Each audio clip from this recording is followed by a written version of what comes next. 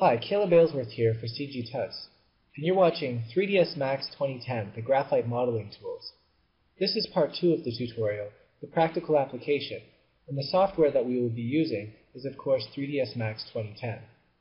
Our focus will be on using the graphite modeling and freeform modeling tools in place of the standard tools to optimize your traditional modeling workflow, and to demonstrate this, I will be modeling this cool subtropical sort of tree that you see in front of you.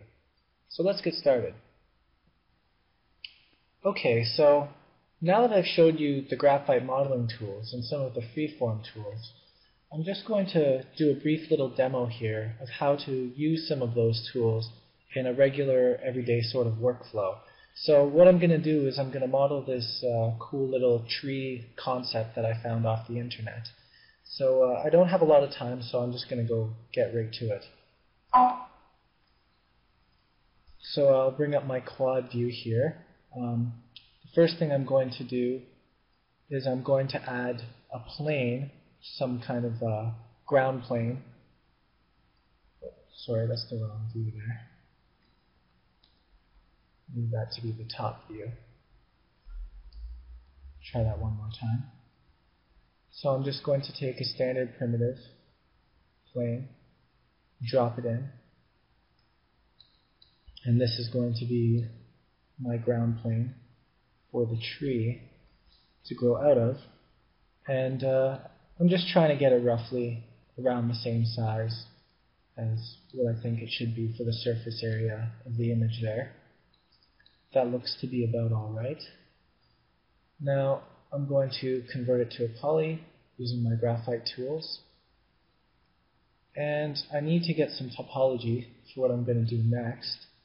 So I'm just going to give it a quick extrusion, just to give it a little bit of height there, and you'll see why in a second.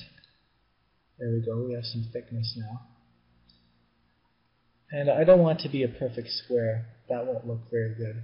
So that's why I added the extrusion, because if you try to add a turbo smooth modifier to a plane, or anything that's a flat polygon like that, it won't round the corners when you add subdivision. But if it's got a little bit of thickness, a little bit of height to it, then when you add that turbo smooth modifier to it, it will start to add a little bit of thickness. So that's what I've gone and done there. I'm going to convert that back to a poly so I can begin working on it. So now I've got a nice sort of round little surface. So the first thing that I'm going to do is I'm going to jump over to my freeform tools, and I'm going to use the push-pull tool that I showed you before. And then by holding Control and Shift, I'm going to scale the radius out, and we'll test how the default strength is. So just by left-clicking, I'm just going to start painting some form onto this plane to try and flesh out that hill that the tree is growing out of. And so far so good. Again, holding Control Shift, I'm going to scale it down a little bit to try and add a little bit more finer sort of details to it. And it's really quick and easy. You can see how I can really easily and quickly paint some form onto this polygonal surface to try and flesh out the environment that this tree is growing out of. And I'm going to scale it down a little bit more, and maybe bring up the strength ever so slightly. Just try to get a few little bump sort of variations onto it. I'm not going to subdivide it down to a really low subdivision, or sorry, high subdivision level. I could if I wanted to, and I could actually go in and add a lot of really unique little details, almost like sculpting or painting geometry or painting topology in some of the other sculpting programs like ZBrush or something like that. But for the scope or purposes of this tutorial, I don't have enough time to really get in with all the nitpicky stuff. So I'm just going to add a little bit of bumps in there and call it a day. Start moving on to the next part. I just want to add a little bit more form to that hill. It seems to be kind of small. Need a little more strength there. Again, as I showed you before, to adjust the strength, you just hold down Shift and Alt, and that will adjust the strength of the brush. Okay, so I think I'm pretty happy with how that looks. Actually, I'm going to revert that portion a little bit. Okay, that looks about good. Now the next thing I'm going to do is I'm going to use the Shift brush that I showed you before, just to add a little bit of change to the edges of this little surface, just to make it look a little bit more interesting, because just having it all the same level, or the same height, doesn't look very natural or organic, and this is sort of an organic type of subject. So as much as I can with the amount of time that I have, I want to try to make this look as organic as possible, maybe like the grass is like sloping down or something like that. I'm not going to be able to add materials or anything like that, so I'm just going to have my geometry. But this could actually start to look really cool if I could, have time to start putting alpha planes with grass hanging down and stuff like that. You can get an idea of where I could end up going with it. That's about all the time that I have to spend on the environment portion on the ground. So I'm going to stop right there. I'm going to select it, and I'm going to freeze it so I can start working on the tree. And I'm just going to save it really fast because I don't want to lose my work. So I'm going to save it as number 2.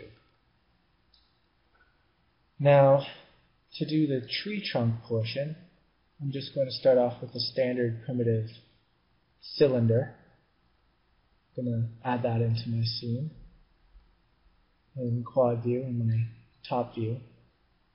I'm just going to try to move it into position and then turn on X-ray mode and try to rotate it to the angle that the trunk starts out with. It looks to be a little bit too big, so I'm just going to scale the radius down. And also, I don't want to actually make it the height of the tree right now, because I'm going to use another operation to actually extrude the rest of the trunk out. So I'm just going to make it about the same height as the base of the trunk, and that should be fine for me. And I think 12 sides looks okay. So again, I'm going to convert to poly. And then at this point in time, I know I'm not going to need the base of it, so I'm just going to delete that portion. Then I'm going to get out of quad view here so that we can get a better look at what I'm doing. Now, I'm going to be hitting a few hotkeys here to navigate around in my views. And if you're not sure what those are, it doesn't really matter. Whichever way you need to navigate around, whatever's your preference. I like to use hotkeys to switch between front view and perspective view. So if I do that, don't concern yourself with it too much. Just whichever way you need to navigate, that's how you go ahead and do it. Right now what I'm doing is I'm just trying to shape or flesh the trunk out a little bit here. Try to match it up a little bit more with the shape of the base of the trunk. Again, I'm going to go back to that shift tool that I showed you before. This tool is really handy for organic stuff. Rather than trying to manually position all the verts, you can just use your fall off and your hot spot and kind of go in there and just nudge things around until you get the shape that you were looking for. And this is starting to look okay to me. I think I want about one more loop in there. So I'm going to go back and use that good old Graphite modeling Swift Loop tool. Now, I don't like the flow of that geometry there, so I'm going to constrain to edge, switch to the rotation tool, and when you use the edge constraints and you select an entire loop like that, then it will actually just follow along the sides of the cylinder, even though you're rotating it. So that's a very useful technique. You'll see me use it a lot, so I'm just going to explain it this one time. That's what I did. I just constrained to edge and then switched to the rotate tool and rotated it, and the loop followed the form of the cylinder. So now that I'm fairly happy with the base of the trunk, with what I've got there, I'm going to use a little handy technique that I showed you before called extrude along spline. So I'm going to go back to my freeform tools, And in my front view here, I'm going to freehand draw a spline in my viewport. Excuse me. This spline tool can be a little finicky sometimes. Hold on there. It's doing something funny. Try that one more time. I'm not sure why that's doing that. These tools are relatively new, so I'm not 100% familiar with all of their nuances. This should be working. There we go. Not sure why it wasn't working before, but it's working now, and that makes me happy. So I'm just going to use this freeform spline drawing tool. I'm going to draw a spline all the way along the length of the entire trunk of the tree, right to the very end. And that looks okay to me.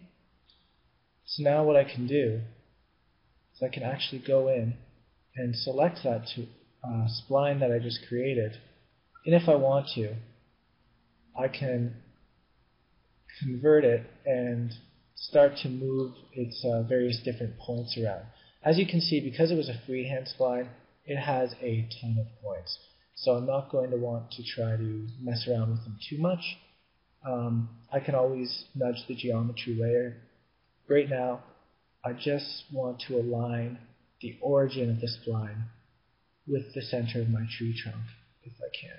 So that's what I'm doing. I'm just moving these points on the spline so that they're aligned with the center of the stump of my tree trunk. And that looks good to me. Just check the top view, and yes, it's not lined up. So I'm going to move it over and align it with the center of my tree trunk from the top view.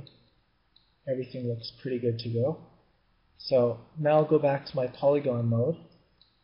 I'll select the sort of cross-section endpoint of the trunk, and then I'll go over to polygons, extrude on spline, hold shift to get the options, and it will ask me if I want to pick a spline, so I will pick the spline that I just drew.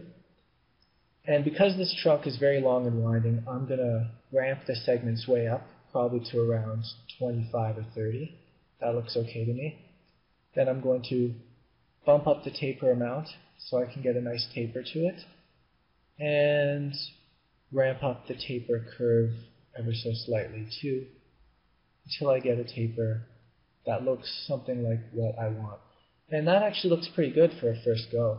I'm pretty happy with that. I'll just give it a quick save again here, because I'm happy with it.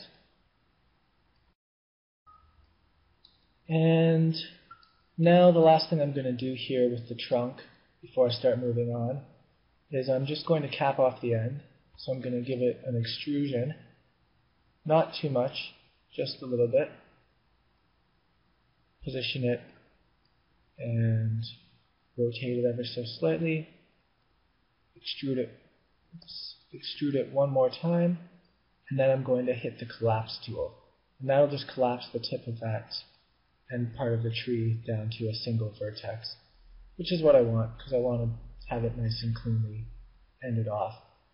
So now the next thing I'm going to do is I'm just going to go through and reposition some of these loops along the length of the trunk in slightly better positions than the default positions that the extrude on spline gave them. So I'm just going to do that ever so quickly. I'll also go through and use the Swift Loop tool to add additional loops where I find that they are necessary, where I might like them to be. And as I add those loops, I'll select their vertices and reposition them.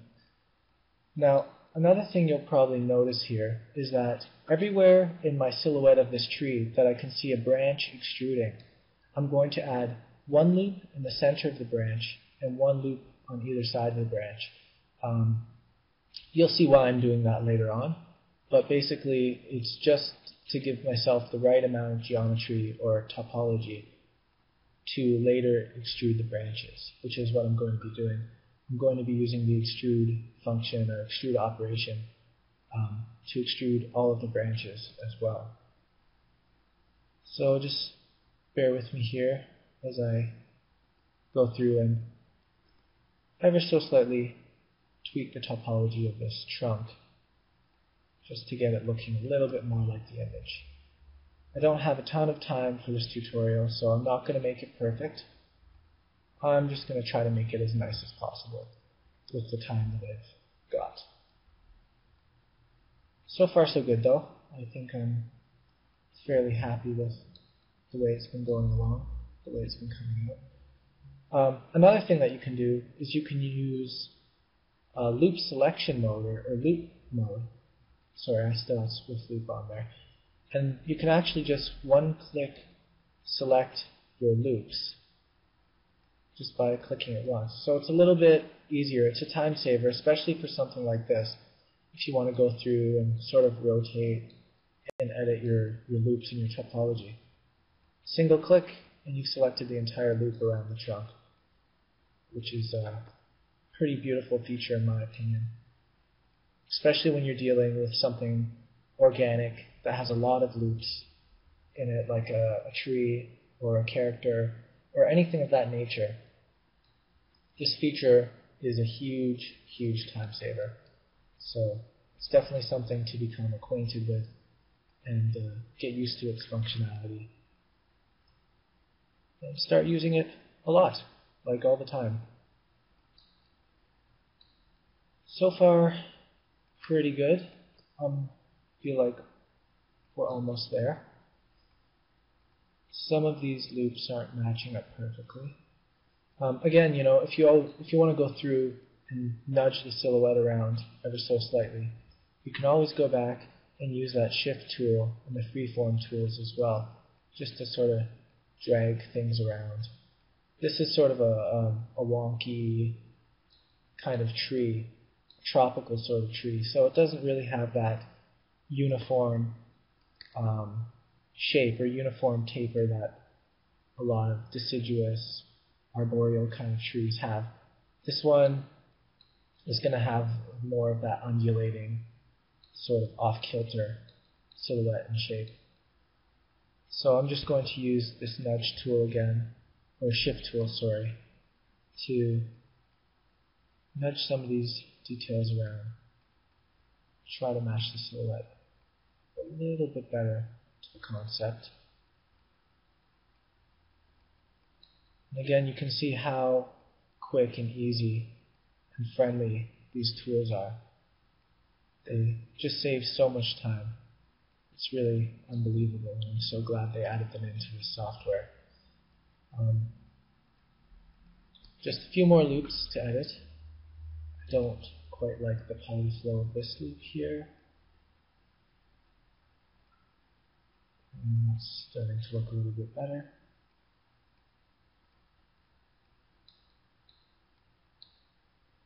And I think that's going to be okay. The last thing I'm going to do now, because I've been looking at it in a side view the entire time, I'm just going to look at it, sorry, a front view. I'm just going to look at it from more of a side view and try to nudge a few more of these details around in a slightly different view, just to give it a little bit more of that variation. Try to make it look a little bit more natural. And there are some other ways to do this too. I could also use the push-pull feature just to try and actually grow some of the geometry out. But I'm pretty happy with what this shift tool is allowing me to do right now. So I'm just going to stick with that. It seems to be doing its job alright. A little bit more. I like how uniform this portion of the trunk is looking. Excuse me. I'm not exactly happy with how this base portion of the trunk is looking. So we'll just try to nudge some of that geo around a little bit more. And I think that's about all the time that I have to spend with the base trunk. So the last little thing that I'd like to do with it is I'm going to throw on the NURMs and put the subdivisions up to 2 just to see how that would look if it were subdivided. And I think it looks pretty good. So we'll turn the nerves back off. And we'll save it one more time. Now the next thing that I would like to work on is I would like to work on some of the branches. So remember before I mentioned how I was going to be adding geo in where each of the branches connect. This is the time when that extra geo that I added is going to come in handy. So all I'm going to need to do here is select the central vert where I want the branch to extrude from, and then I'm going to hit chamfer. And when I chamfer it out, I'm going to make a nice little space where that vert or that branch can extrude from. I'm going to turn on ignore back facing, and I'm going to select these vertices, all of them, and then I'm going to weld them together. Now you'll notice that I have a triangle here, and also that these verts have come a little bit close together. So I'm just going to slide those out. And now to get rid of these triangles, actually everything seems to be quads with this function. So by collapsing those verts over, I managed to keep everything nicely into quads. And that'll come in handy later when I want to subdivide everything. Now, this extrusion space here is looking a little bit out of proportion. The branch is going to be very narrow and not very wide if I do it this way. So I'm just going to scale that diamond shape out till it looks a little bit more like a diamond. And then same with the surrounding verts. I'll just scale them out to preserve the flow a little bit. And that looks pretty good. So now, if you remember what we did before, all we did was we went over to freeform and we drew a spline for the extrusion. I'm going to do the exact same thing this time for this branch. I'm not going to be very careful or very picky because it's an organic sort of shape to begin with. So there's no reason to be very picky, just as long as it pretty much fits the shape and the concept, which I think it does. So now we'll go back to our trunk, select the polygon. Oh, no, I have to line up my spline again. I'm sorry. Go to top view, drag my spline over, and line it up as best I can with the center of the branch. That looks pretty good. Now we'll go back, select that polygon, same thing as before, extrude on spline. And there we go. I hadn't picked the shape yet, so it was giving me some weird sort of stuff there. But by choosing the shape, it seems to be working out okay. But I'm going to readjust the taper, the segments, and the taper curve. I think actually segment-wise, about 35 is going to be necessary this time because it's really long.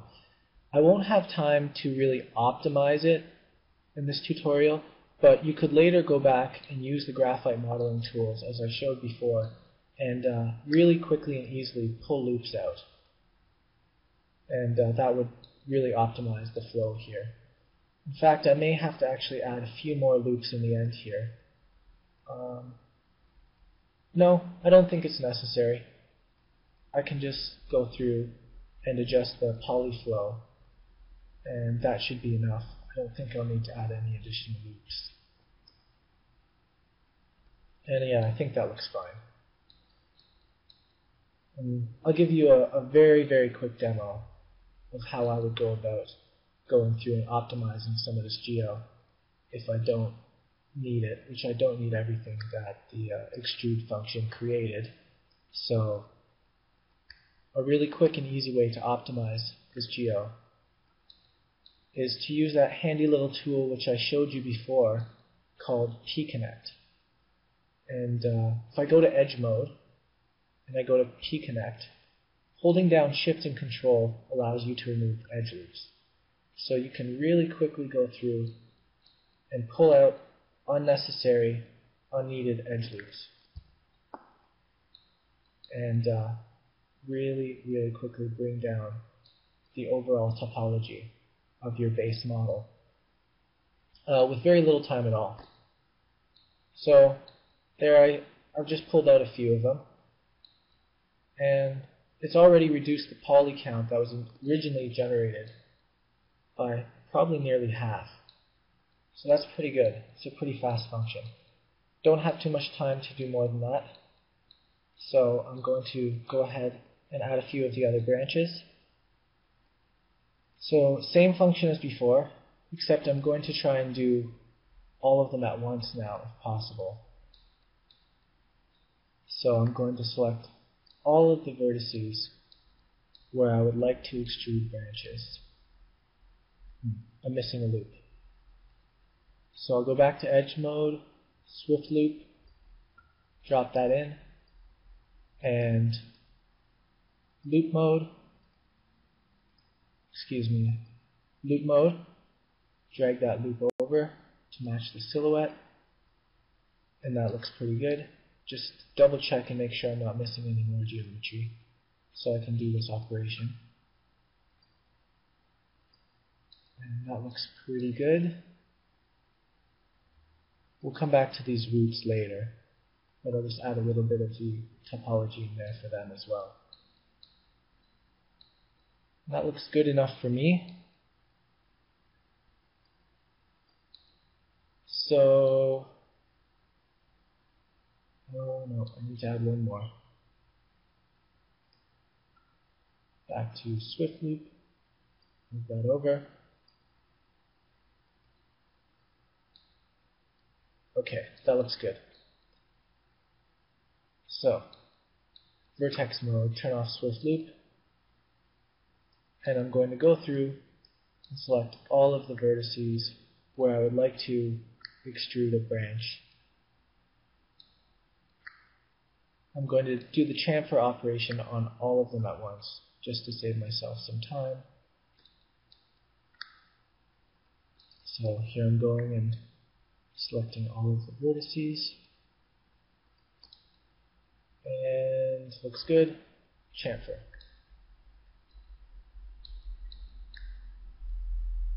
Just take a look how these chamfers are doing over here. They look pretty good all the way around the trunk. I think it's safe to say that I'm happy with that. So we'll say OK. I'm going to have to go along and, again, with ignore back facing turned on, I'm going to have to weld all of these extra unneeded verts. Weld them over. I'll probably have to nudge some of these loops around as well to make sure that I have my nice quads that I want. Just continuing on, selecting all the vertices. It's really important to make sure that you have a good topology, a good quad sort of polyflow around your entire model when you're going to be subdividing, which I am at the end of this. I'm going to be subdividing everything. So I just want to make sure that I have everything nice in quads, no n-gons, no five-sided faces, and especially no triangles. So that looks good. Turn on the weld dialog. 781 before and 769 after. So that works for me. So we'll say OK. Just looking for areas where I may need to shift some of my loops around on the branches. Now over here I wasn't able to weld these because this triangle or diamond shape is not quite large enough yet. So I'm just going to go to scale mode with the polygon selected and scale on the local axis Excuse me. And another thing that I can do actually is I can shift to vertex mode and then go to edge mode and make sure that it slides along the edges. And that seemed to have worked. So once again, I can just weld these verts together and weld. Looking good. All quads. Moving on. And same thing for the roots here. Looking at the silhouette, I'm going to want to make some of these larger. I believe I still have edge constraints on, so I can easily just scale this up. And that should work out for me pretty well. That's looking good. So now I'm just going to quickly target weld a couple of these verts over.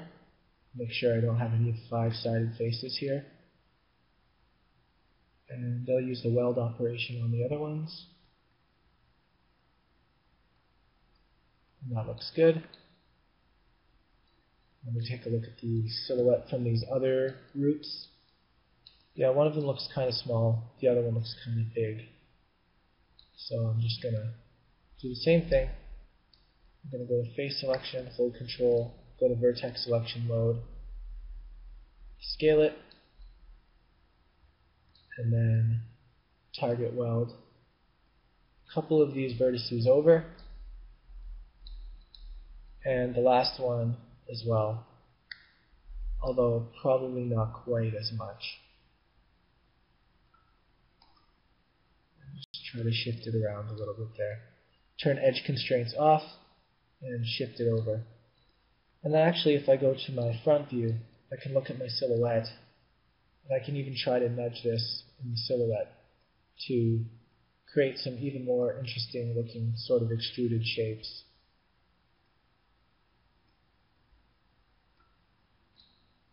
That looks good. I still need to do a weld here though. So I'm going to hide everything except my trunk. And I'm going to target weld a couple of these verts over.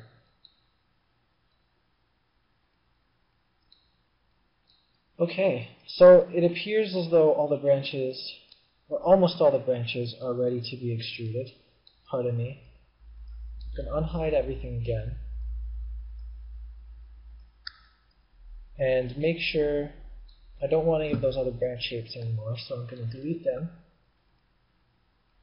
Do one more save. And the last thing is, you'll notice there's this sort of bump sticking out here with 3 branches coming out of it. So I'm going to want to create that bump as well. So to do it, I'm actually probably going to have to draw into some of the geometry here. So I need to create a nice space for it. So I'm going to select some of these verts and move them over. Just try to nudge some of these things around. Make sure I have enough space for this bump. Try to maintain my nice looking topology there, while fleshing out the branch and trying to give the space for that growth or that bump that sticks out there. Okay, that looks pretty good. So now I'm just going to have to take a look at the kind of topology that I have here and see how I'm going to go about extruding this. So from a front view again, just try to match some vertices up to the silhouette. Turn edge constraints on so that when I move the polys or the verts, they follow the flow of the existing edges. And I think overall this is looking fairly good. I'm probably going to have to add in a little bit more topology to extrude the branches. So go back to Swift Loop. I'll add one in there. One there. Actually, you know what? I'll do my extrusion first, and then I'll add the additional topology afterwards. Turn off Swift Loop. kind of move some more of these verts around. And that should be good for my purposes. So now I'm going to make a selection where I would like my extrusion to take place.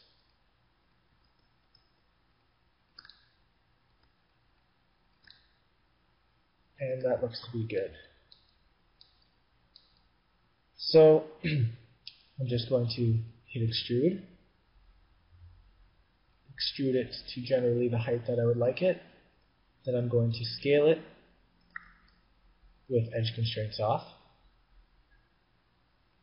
till I get roughly the silhouette of the shape that I'm looking for. And I think that works. I can probably take a swift loop and add an additional loop in there. And then maybe scale it ever so slightly, just to round things out a little bit more. That looks good to me. And now I'm going to add in my additional topology so that I can have some room to extrude these branches. So again, I'm going to need 3 loops per branch. And then I'm going to do an inset function so that each branch has its own space to work inside. So I'm going to select my polygons, hit inset, while holding shift to get the inset options. Then I'm going to say OK after giving a little bit of space. Then I'm going to deselect every other vertex, leaving only the 4 outer vertices selected, and scale those in.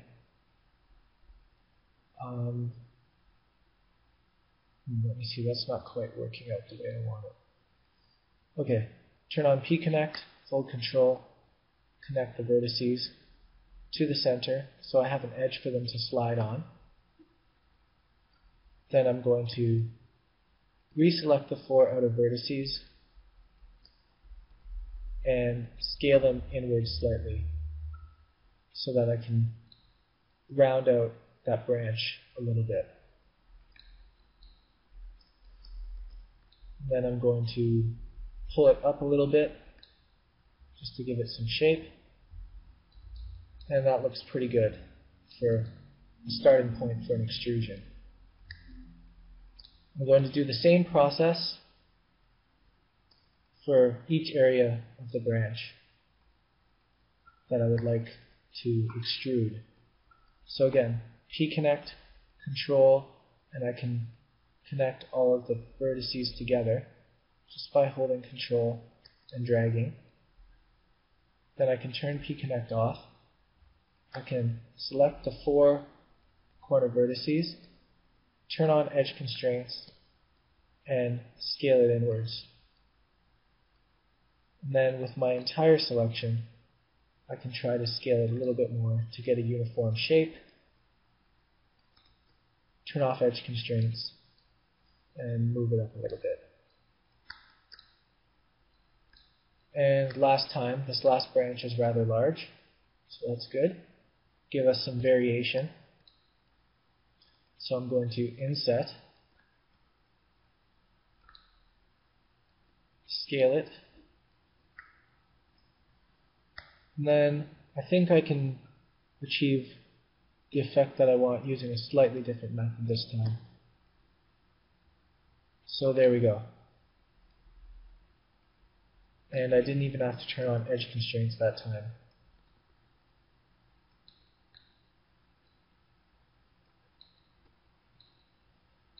Now I've lost some of my smoothing here, so I'm just going to select by element, and then I'm going to smooth all, just to give it all that same smoothing that I want. And I'm going to do another save.